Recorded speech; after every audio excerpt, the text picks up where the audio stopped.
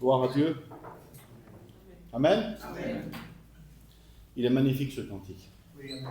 J'étais en train de réfléchir, je me disais, Seigneur, qui ne voudrait pas que Dieu lui parle? Qui ne voudrait pas que Dieu lui parle? Qu'est-ce que c'est beau quand Dieu nous parle, hein, quand Dieu rentre en nous et qu'il dit, voilà, ça ne va pas, ou alors, il y a ça qui va se passer, ou alors, je t'aime. Lorsqu'on a de l'intimité avec lui, quelle beauté, Seigneur. Et je parlais avec le frère tout à l'heure, là, on discutait, et ils m'ont parlé des temps qu'on vit, c'est compliqué, on vieillit. J'ai bientôt 50 ans, et mon père prend de l'âge, et on parlait de tout ça, on partageait des idées, des points de vue. Et il me disait, l'époux, l'esprit et l'époux, l'esprit et l'église disent viens dans l'Apocalypse. Tout à l'heure, il me disait ça. Et je réfléchissais, je dis Seigneur, quelle vérité, quelle vérité. Sommes-nous de ceux qui attendons réellement le retour du Seigneur ce soir? Vous savez, ce n'est pas mon message, mais je fais cette petite parenthèse-là parce que c'est important. Lorsque le peuple était en Égypte et qu'ils attendaient un libérateur, la Bible nous dit qu'à un moment donné, ils sont mis ensemble et ils ont gémi, ils ont pleuré, ils ont demandé. Et Dieu a entendu leurs plaintes, Dieu a entendu leurs pleurs, Dieu a entendu leurs prières, et s'est souvenu de la promesse qu'il avait faite, la Bible dit, à Abraham, à Isaac, à Jacob. Et on connaît l'histoire, quelques temps après, le libérateur est né. Je voudrais vous dire ça ce soir. Écoutez, ce n'est pas mon message, mais je referme la petite parenthèse. On doit être prêt et on doit vouloir le retour du Seigneur. Amen. On ne doit pas passer des jours et des semaines et des années, des années. C'est un beau local, merci Seigneur, hein, on a besoin des églises. Mais notre but, notre priorité, c'est de partir avec Jésus. Amen. Notre but à nous, c'est pas de dire Seigneur, attends un petit peu, attends un petit peu, attends un petit peu, attends un petit peu, parce que si on procède comme ça, frères et sœurs, écoutez, on ne sera jamais prêt. Un homme qui dit je ne suis pas pressé qu'il revienne, le Seigneur, c'est que dans son cœur, il a des projets. Et la terre, on sait qu'elle est vouée à être détruite. La terre, elle est vouée à passer par le feu. C'est pas ici notre territoire, notre domaine, je sais pas, notre propriété, notre maison, c'est au ciel. Donc ici-bas, là, c'est bien, on est là. Vous êtes dans le monde, mais vous n'en faites pas partie. C'est pas moi qui le dis. Mais les gens aujourd'hui oublient qu'on a besoin de demander au Seigneur, ben, Seigneur, reviens. Seigneur, reviens.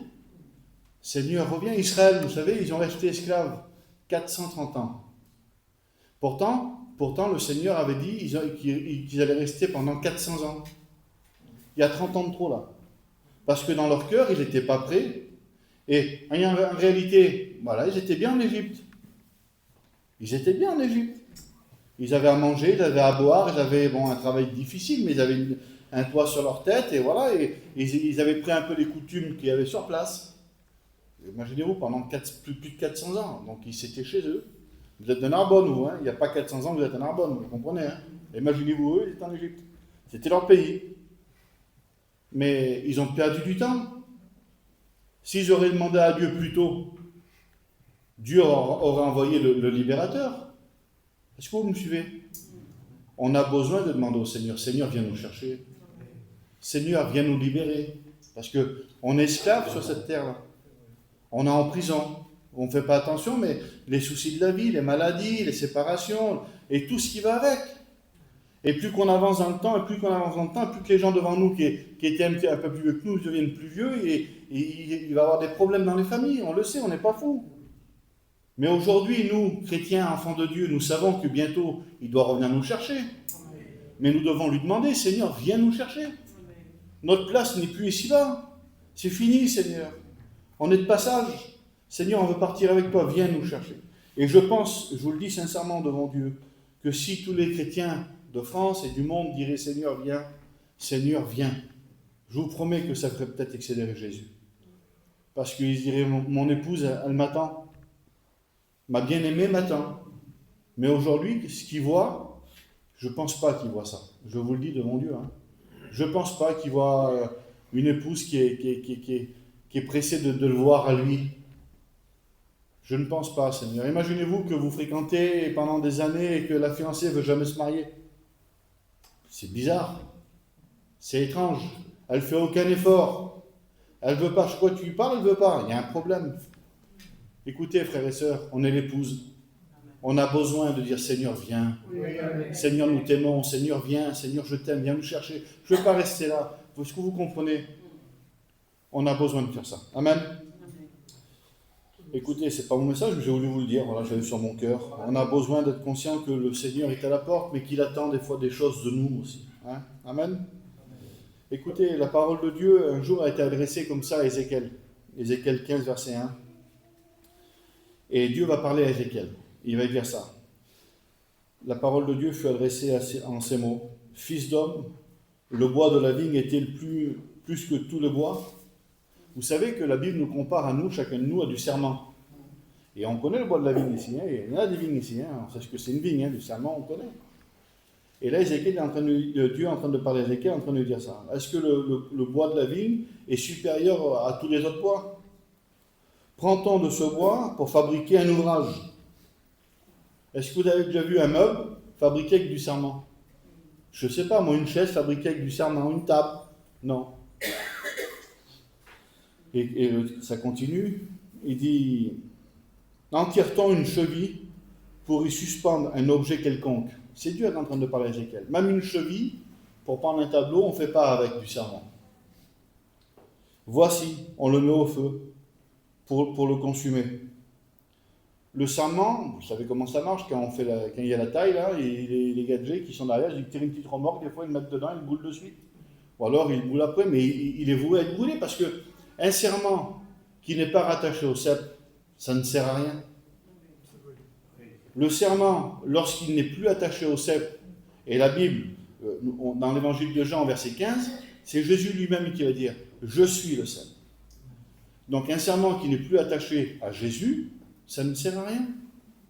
Et là, Dieu explique à Ézéchiel qu'un serment, ça ne sert à rien. Il prend une comparaison d'Israël, et Jésus, lui, il est en train de dire dans l'évangile de Jean, au verset 15, il dit « Si vous n'êtes pas attaché à moi, vous ne pourrez pas porter de fruits. Si vous n'êtes pas ancré en moi, vous ne pourrez pas porter de fruits. » Vous savez qu'il y a des chrétiens et des chrétiennes qui se croient toujours attachés au sceptre parce qu'ils ont une vie de religion. Ils viennent à l'église, ils écoutent un cantique, et je ne sais pas, mais ils sont capables de nous habiller. Mais réellement, vous savez, lorsqu'on est attaché à Jésus, la Bible dit qu'on doit porter du fruit. Et on ne porte pas n'importe quel fruit.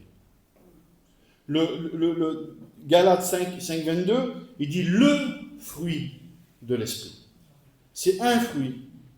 Et comme il est question de vigne, il est question de serment, on comprend très bien qu'il n'y a pas 50 fruits qui peut avoir plusieurs choses à un fruit. Une grappe de raisin a plusieurs raisins dessus. Et les fruits de l'esprit, on les connaît, l'amour, la joie, la paix, la patience, j'ai tout marqué ça, on connaît.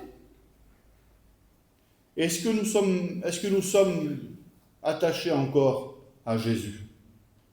Est-ce que nous sommes aujourd'hui attachés encore au Christ? Parce que la Bible dit que celui qui est attaché en moi portera beaucoup de fruits. Et mon Père, il fera ce qu'il faut, en 2 mots, pour qu'il porte encore plus de fruits.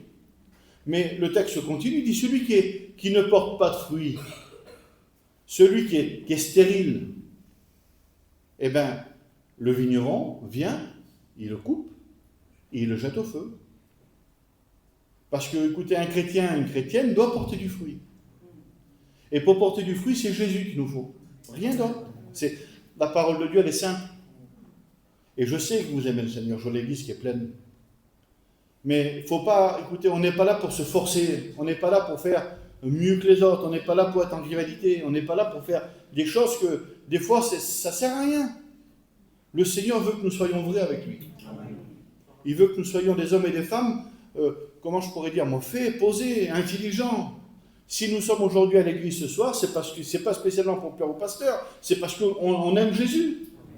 Et qu'on veut lui rendre grâce, on veut le prier, on veut écouter sa parole. Parce qu'un homme qui écoute la parole de Dieu, une femme qui écoute la parole de Dieu, c'est un homme, une femme intelligente. La Bible dit qu'il se lève de son trône pour regarder sur la terre s'il y a un homme intelligent qui le cherche. Vous vous rendez compte? Je ne sais pas si vous voyez l'importance qu'il y a, Seigneur. Et d'être attaché à Jésus, c'est merveilleux, surtout dans les moments que nous vivons. Parce que bientôt, je vous parlais de ça tout à l'heure au début, mais bientôt, je le crois de tout mon cœur, il faut qu'il revienne le Seigneur. Ça ne peut pas durer de 2000 ans de plus, c'est pas possible. La Bible, elle serait fausse, on la met à la poubelle. Jésus va revenir. Amen. Et lorsqu'il va revenir, est-ce qu'on aura du fruit? Vous avez vu lorsqu'il est sorti avec ses disciples, qu'il est arrivé vers le figuier? Il était beau le figuier, il était vert, il était beau, il était immense peut-être, je ne sais pas, je ne l'ai pas vu moi. Mais il devait être beau. Pour qu'il croie qu'il y a du fruit dedans. Et lorsqu'il s'est avancé, il a passé la main dedans, il n'y avait rien. La Bible dit qu'il l'a maudit, et quand ils sont repassés, il n'y avait plus de figuier. Je sais, Seigneur, je sais que vous aimez Jésus, il n'y a pas de problème. Mais je voudrais vous mettre en garde. Je voudrais vous dire, faites attention, faisons attention. Faisons attention de ne pas se tromper de direction, de ne pas se tromper de ce que Jésus attend de nous. Vous savez, la Bible ne parle pas en vain. Lorsqu'il dit qu'il veut des vrais adorateurs en esprit et en vérité, c'est des vrais adorateurs en esprit et en vérité. On n'est pas un mouvement, on n'est pas une secte, on n'est pas des catholiques. Comprenez-moi ce que je veux vous dire. On est vivant. Amen. On est vivant. Le Saint-Esprit est en nous. Vous savez que c'est le Saint-Esprit qui va permettre à Jésus de retrouver ses enfants sur la terre qu'il va venir les chercher. C'est rien d'autre. On a eu un sceau sur la tête, c'est marqué dans la Bible, c'est l'Esprit de Dieu, que chacun possède. Mais quand cet Esprit de Dieu n'est plus là, comment ça fonctionne alors? On comble, on essaye de faire beau, on essaye de sourire toujours, mais lorsqu'on est tout seul, on est attristé, et bien souvent une fois on pleure. Parce qu'on est triste dans notre cœur, il nous manque quelque chose. Le Seigneur voudrait nous mettre en garde et dire, attendez, n'allez pas trop vite. Regardez bien le but, parce que des fois, lorsqu'on court trop vite, eh bien, on arrive des fois à rater, ou alors à dévier, je ne sais pas, mon Seigneur. Il faut arriver. C'est pas grave qui est devant l'autre. C'est pas grave qui est le premier. Le principal, c'est d'arriver au bout. Amen. C'est pour ça que la Bible dit, mieux vaut le commencement d'une chose, mieux vaut la fin d'une chose que son commencement. C'est parce que tout le monde peut commencer. J'en connais plein de chrétiens qui ont commencé, qui ont venu à l'église, qui ont été baptisés, et aujourd'hui sont dans le monde. Mais d'aller jusqu'au bout là, jusqu'au bout, avec Jésus, là c'est bon. Là c'est bon. Là Jésus approuve la fidélité. Et je sais que vous êtes une église fidèle, je vois, Seigneur. Je vous connais un petit peu maintenant, il n'y a pas de problème.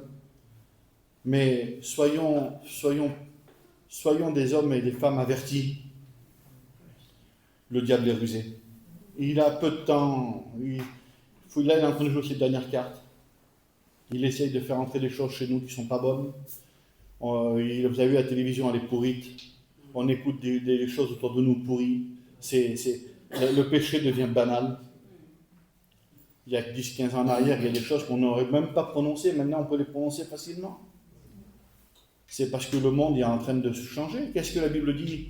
Ce qui s'est passé du temps de Sodome et Gomorrhe, c'est en train de se passer dehors pour nous. Ou de temps de Noé, les gens avaient des projets, ils construisaient, ils bâtissaient, ils mariaient leurs enfants, mais ils n'ont même pas vu qu'il était en train de construire un bateau sur une montagne qui n'avait jamais tombé d'eau. Ils n'ont même pas fait attention, ils étaient préoccupés par tout ce qu'ils faisaient, et ils voulaient faire autre chose, ce n'est pas ce qu'ils voulaient faire. Et c'est ce que je vous ai dit au départ. En Égypte, ils ont perdu 30 ans. Merci Seigneur qu'ils se sont réveillés, qu'ils ont su appeler, ils ont su pleurer et demander à Dieu le libérateur. Mais s'ils ne le font pas, ça aurait pu durer longtemps, très longtemps. Et le Seigneur, lui, écoutez, il a besoin d'entendre nos prières, nos supplications, nos louanges, notre adoration, parce qu'on est ses enfants. Et si ce soir, dans ton cœur, tu te dis, moi, je n'ai pas besoin de faire ça, c'est qu'il y a un problème, Seigneur. Si dans ton cœur, tu te crois parfait, c'est qu'il y a un problème. Il n'y a pas un jour que Dieu ne fait pas, que je ne dis pas, Seigneur, je te demande pardon. Pardon, Seigneur, pardon. Parce qu'on a besoin de demander pardon au Seigneur. Et lorsqu'on est des hommes et des femmes intelligents, on comprend très bien que sans Jésus, on ne peut rien faire. Ce n'est pas possible. Si on n'est pas attaché, il n'y a pas de fruit, il n'y a pas de bénédiction, il n'y a pas de joie, il n'y a pas l'amour, il n'y a pas toutes ces choses-là. On n'est qu'une cymbale qui retentit, la Bible dit, c'est vide. Ce qui va nous donner de la valeur aux yeux de Dieu, c'est ce qu'on va produire pour lui. Et je vous le dis devant Dieu, de tout mon cœur, je voudrais produire plein de choses pour Dieu. C'est difficile, parce que je suis un homme, parce que ma chair refuse, parce que je ne suis pas assez spirituel, parce que je suis emporté des fois, j'ai des mauvaises pensées, je suis un homme. Et je combats contre ma chair tous les jours. Je dis, Seigneur, je n'ai rien à cacher devant Dieu, vous comprenez? Et je ne suis pas là pour vous mentir à vous. Mais j'ai besoin de me remettre en question tous les jours. Je dis, Seigneur, est-ce que je suis toujours attaché à toi? Seigneur, est-ce que je porte toujours du fruit? Seigneur, est-ce que tu peux m'utiliser, Seigneur? Est-ce que je suis à ta portée, Seigneur? Est-ce que, Seigneur, s'il y a un travail, tu vas me le confier à moi? Vous êtes posé cette question, hein? Parce que Dieu confie des tâches aux hommes, pas qu'aux serviteurs de Dieu, je vous le dis. Hein. Demain matin, le Saint-Esprit peut te parler, tu rentres dans la maison en face, il y a un monsieur, donne-lui 10 €, ou rentre dans la maison là-bas, il y a un malade, va prier avec lui, ou alors je ne sais pas moi. Dieu parle à ses enfants. Et on a besoin d'être attaché à Jésus qui est le cep. C'est important, Seigneur. Et lorsqu'on est attaché à Jésus, c'est Galates qui dit ça de 20. On connaît le texte, mais c'est une réalité, Seigneur, c'est l'apôtre Paul qui le dit. J'ai été crucifié avec Christ. Et si je vis, ce n'est plus moi qui vis, c'est Christ qui vit en moi. Le jour qu'on a dit oui à Jésus, mes frères et sœurs, on a décidé de tout laisser. On a décidé de tout mettre de côté et de dire, Seigneur, je te suivrai dans les bons comme dans les mauvais jours. C'est un trésor qu'on a trouvé. Vous vous rendez compte, la ville de Narbonne, combien de personnes sont perdues? J'étais au McDonald's tout à l'heure avec ma petite fille, elle me disait, Papou, elle me dit, tous les gars que j'ai là, c'est pas des chrétiens. Elle a 4 ans. Nous, on est chrétiens. Je dis, oui, ma fille, on est chrétiens. Comprenez, c'est pas donné à tout le monde.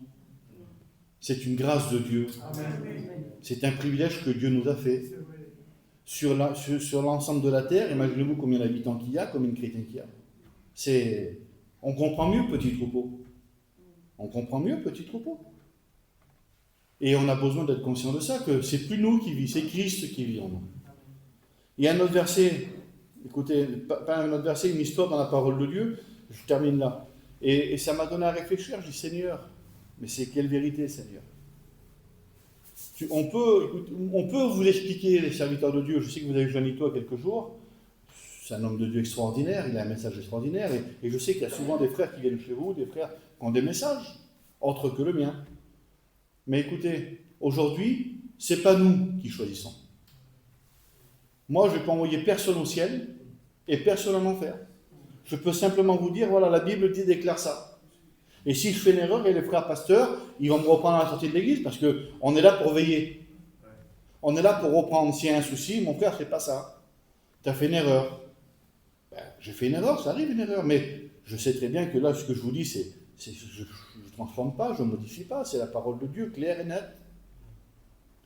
Un jour, un homme, la Bible dit ça, écoutez, Matthieu 13,30, c'est la parabole de l'ivraie. Vous la connaissez, la parabole de l'ivraie, hein? Un jour, un homme avait semé du bon blé dans son champ, et son ennemi, pendant la nuit, il est venu, il a semé de l'ivraie. Et quand je lisais ce texte-là, je disais, Seigneur, je voyais l'église devant moi, je voyais mon église. Pour vous dire la vérité, je voyais mon église, je calculais mon église. Le champ, c'était l'église, et il y avait des bons chrétiens et des mauvais chrétiens. C'est simple explication. Et à un moment donné, écoutez, au début, le blé est livré, lorsque ça pousse, c'est exactement pareil. C'est impossible de voir où est le blé, où est livré. On ne peut pas le voir. Il faut attendre vraiment longtemps que ça arrive à maturité, et là, c'est totalement différent. Livré, c'est un poison. C'est un poison. On peut mourir si on en a beaucoup, on peut s'empoisonner. Le blé, c'est la vie. Toutes les graines sont pleines. Si on le replante, ça se reproduit. On fait du pain, de la farine, des pâtes, on fait ce que vous voulez avec le blé. Les gens se nourrissent avec le blé. Et là, son ennemi est venu, il a semé de l'ivraie. Et dans mon cœur, je me disais, Seigneur, combien de chrétiens que le diable est venu semer de l'ivraie et qui sont assis dans l'église ne savent pas? Combien de personnes qui croient et qui sont en règle avec Dieu, qui sont bien dans le champ de Dieu, mais c'est pas ça. Et à un moment donné, ses serviteurs à cet homme-là, ils vont venir vers lui, ils vont dire ça, écoute, est-ce que tu veux qu'on arrache? Est-ce que tu veux qu'on sorte? Est-ce que tu veux qu'on enlève l'ivraie du champ? Et lui va dire, non, surtout pas. Vous allez abîmer le blé aussi. Ça se fera automatiquement à la moisson. Bientôt la moisson aura lieu. Bientôt Jésus va revenir. Et je voudrais vous dire, Seigneur, écoutez, c'est gratuit. Ça serait payant, je vous promets qu'on se tuerait pour l'acheter. On en aurait peut-être 2 ou 3, je ne sais pas moi. J'ai trois places. C'est gratuit. Alors, puisque c'est gratuit et puisqu'il y a 2000 ans que Jésus n'est pas revenu, alors on a tout notre temps. Mais écoutez, à l'horloge de Dieu, il n'y a plus rien du tout. Il n'y a plus rien du tout. Là, il est 9h moins 10, moins le quart, je ne sais pas moi. À l'horloge de Dieu, on est arrivé au bout. Il est bientôt minuit. Et je voudrais vous dire que la moisson va commencer. Alors je ne sais pas comment tu es dans ton cœur, si tu es attaché au sceptre qui est Jésus. Je ne sais pas comment tu es dans ton cœur, si tu crois que de continuer longtemps comme ça. Parce qu'il y a des chrétiens qui croient continuer longtemps chez nous, à l'église, il n'y a personne, je peux en parler. Il y a des chrétiens qui croient être bien devant Dieu. Mais ce n'est pas des chrétiens. Je suis obligé de leur dire, si un jour ils me posent la question, je dis non, mon frère, tu n'es pas un chrétien. Tu produis quoi? Tu fais quoi? Et je connais leur vie, moi je sais que ce n'est pas des chrétiens. Ils rateraient un culte pour rien au monde. Pour rien au monde. Ils donnent leur offrande à chaque culte, ce n'est pas un problème. Et leur scène, le pain, le vin. Mais ils ne produisent rien. C'est de livrer. C'est de livrer au milieu de l'église. C'est vrai que des fois c'est contrariant pour les chrétiens. Comment ça se fait que les pasteurs font rien? Comment ça se fait que les pasteurs disent rien? On dit, nous. On essaye. Mais derrière chaque personne, il y a des familles entières. Il y a des chrétiens. C'est compliqué. Et en lisant ça, je disais, Seigneur, ça ressemble vraiment à une église. Et tu me dis, Seigneur, parce que Dieu m'a parlé à ce moment-là, à moi, mais je vous le redis à vous, de laisser faire, il y aura la moisson. Alors Seigneur, je laisse faire. Tant pis, ça prend de la place pour rien, tant pis, ça fait peut-être du mal au blé, mais bientôt il va y avoir la moisson, mes frères et sœurs.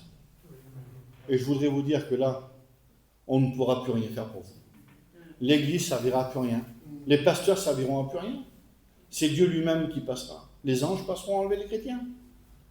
Et là, il n'y aura pas de mensonge. Vous l'avez vu cette petite vidéo en pleine église, d'un coup il y a un logement de l'église, ça, tout le monde part, il reste 2-3 personnes qui tournent en rond.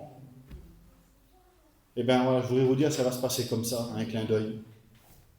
Le Seigneur est à la porte. Il nous demande d'être vigilants. Il nous demande de réclamer son retour parce que nous sommes ses enfants. Il nous demande de l'aimer à lui et de porter du fruit digne de la repentance. Et de ne pas jouer un rôle, de ne pas avoir simplement l'apparence de la piété. Le Seigneur revient bientôt, mes frères et sœurs. Le tri, c'est Dieu qui le fera. Mais par contre, j'ai une bonne nouvelle, c'est qu'il n'est pas encore venu tout de suite.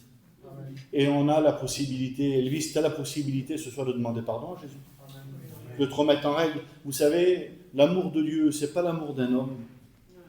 L'amour de Dieu, ce n'est pas l'amour d'un homme. Moi, il y a belle lurette, il y a longtemps déjà, je vous cache rien, Seigneur.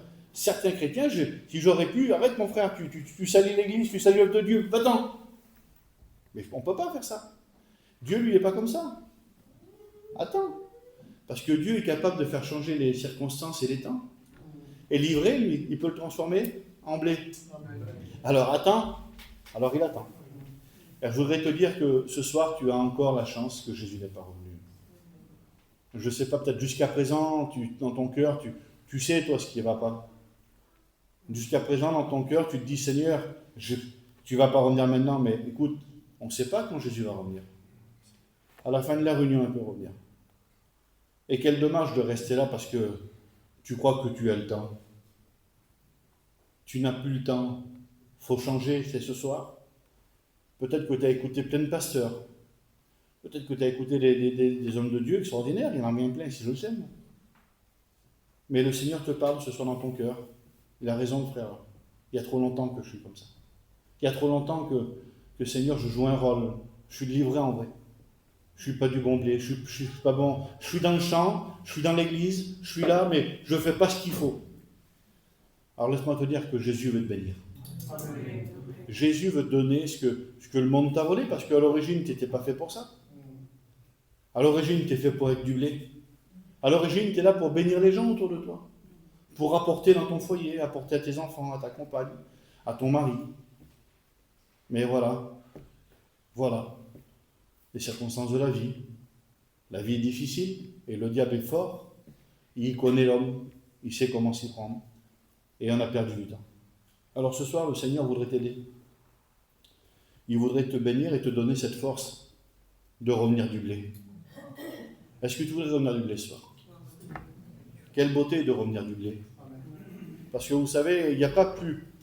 Moi, je ne sais pas, quand je veux me persuader de quelque chose, je suis le champion du monde. C'est pas grave. Pourtant, c'est grave ce que j'ai fait là, mais c'est pas grave. J'ai du diabète et je ne devrais pas manger de sucre. Et je bois du lait au chocolat. Et ma femme, elle ne veut pas. Alors, dès qu'après, je culpabilise et je prends les cachets. Mais c'est grave, Seigneur, parce que l'autre jour, je voyais plus clair. Là, j'ai du mal à voir. Mais voilà. Comprenez, c'est pas grave, allez, parce que j'aime ça. Mais c'est grave, parce que ça me tue doucement. Ça me fatigue, ça m'enlève la vue. Et le péché, c'est ça, mes frères et sœurs. C'est pas grave.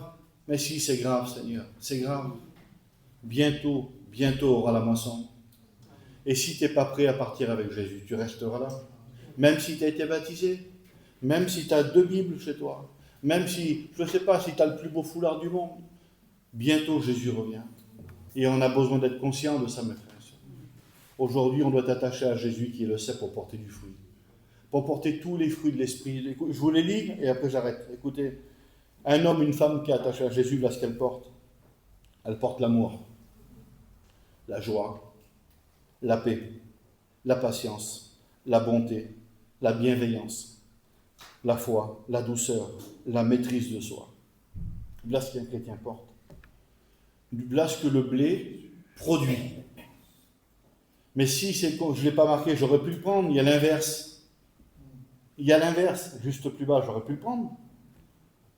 Mais aujourd'hui, écoutez, on n'est pas là pour se juger les uns les autres, on est là pour s'encourager. Elvis, il faut que tu arrêtes le sucre. Il faut que tu arrêtes le chocolat. Et il faut que tu arrêtes tout ce qui te fait mal parce que tu as du diabète. Vous comprenez ce que je veux dire? Il faut qu'on arrête, mes frères et sœurs.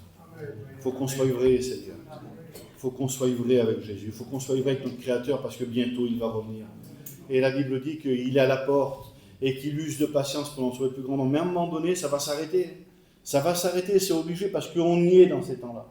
On est la génération, que Dieu vous garde, peut-être dans 1 an, dans 2 ans, dans 3 ans, mais on est la génération qui va avoir le retour du Seigneur, l'enlèvement de l'Église.